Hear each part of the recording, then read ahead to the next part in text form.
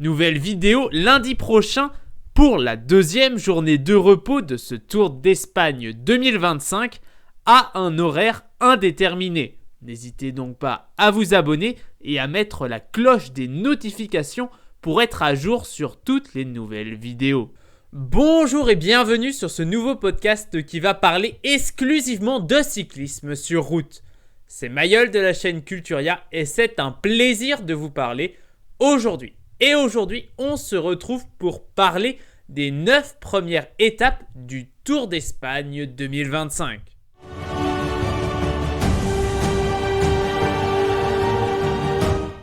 La première étape entre Torino, Reggia di Venaria et Novara aura été le spectacle d'un scénario classique pour l'une des rares arrivées au sprint de cette 80e édition de la Vuelta Ciclista a España.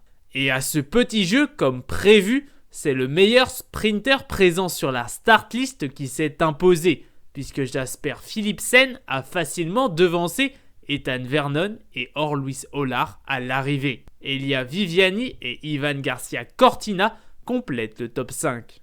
Le grand favori du classement par points initial, Mats Pedersen, ne finit que 14e. Jasper Philipsen revêt donc un maillot de leader d'un grand tour pour la deuxième fois cette saison après la première étape du Tour de France. La deuxième étape entre Alba et Limone Piemonte a offert la première arrivée au sommet de ce grand tour. C'est le meilleur coureur présent qui s'est imposé en petit comité puisque Jonas Vingegaard a devancé d'un rien Giulio Ciccone et David Gaudu. Tiens. Egan Bernal et Joao Almeida complètent le top 5.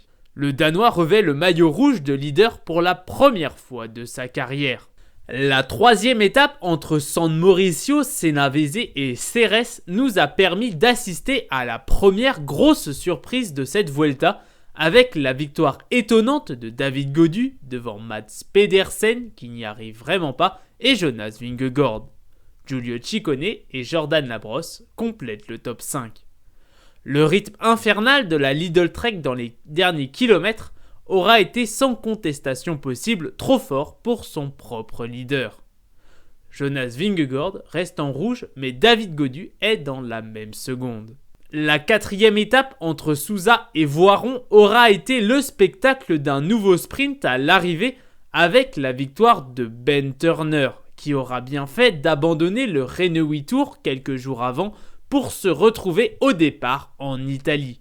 Les Alpecin de Koenig étaient bien proches de la victoire, mais ils ont mal manœuvré dans le final, puisque Jasper Philipsen finit deuxième et son lanceur Edvard Planckaert finit troisième. David Gaudu, qui aura accompagné l'emballage final, finit avec suffisamment de place d'avance pour pouvoir revêtir son premier maillot de leader sur un grand tour, chose que n'avait jamais réussi à faire un certain Thibaut Pinot. La cinquième étape était le contre-la-montre par équipe au Tour de Figueres qui a vu la victoire de l'équipe UAE Team Emirates devant le Team Visma Leasebike et Lidl Trek. Jonas Vingegaard récupère donc son maillot de leader puisque David Gaudu finit 9e avec son équipe à 24 secondes.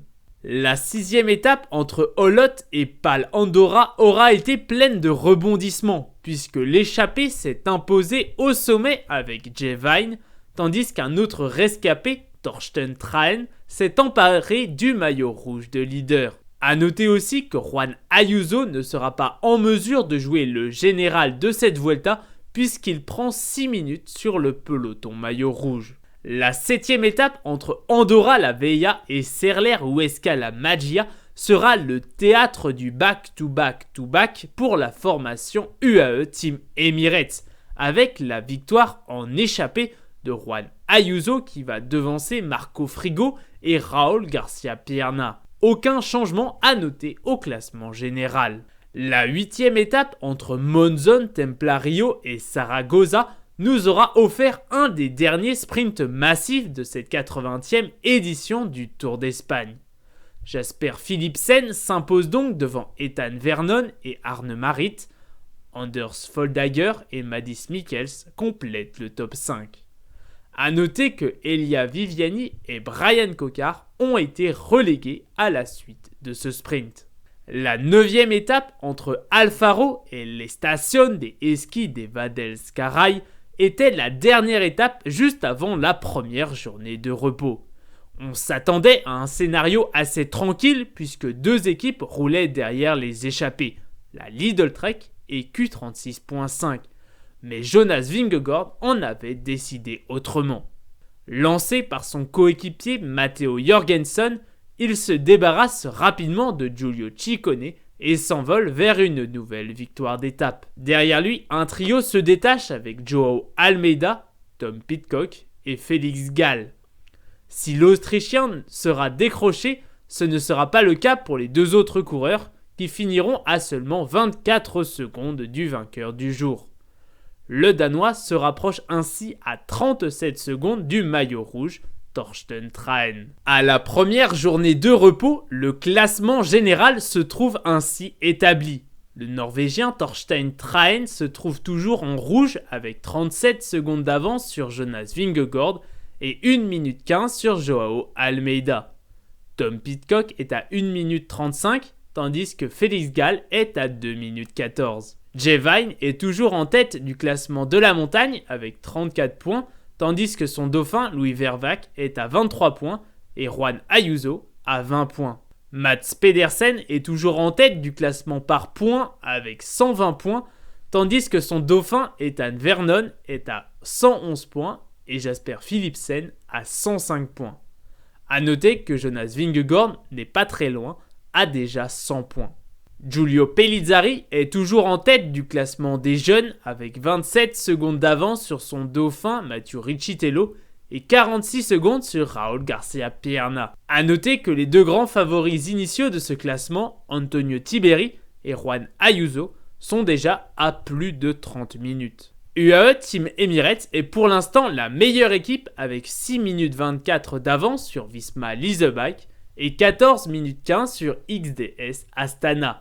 Du côté de mes pronostics, Jonas Vingegaard est bien parti pour remporter une belle flopée d'étapes vu qu'il en est déjà à 2. Jasper Philipsen est bien parti pour remporter tous les sprints plats s'il arrive jusqu'à Madrid. Mats Pedersen peut encore remporter des étapes, mais cela sera bien plus dur maintenant. Dommage pour la victoire française, mais c'était dur de prédire que la Groupama FDJ ferait un tel début de grand tour avec David Gaudu. Sinon, on a une belle surprise avec le maillot rouge de Torsten Traen pour la belle histoire. Émouvant.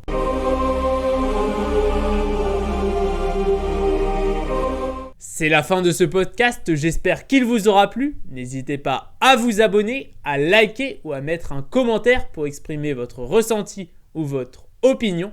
C'était un plaisir, à bientôt.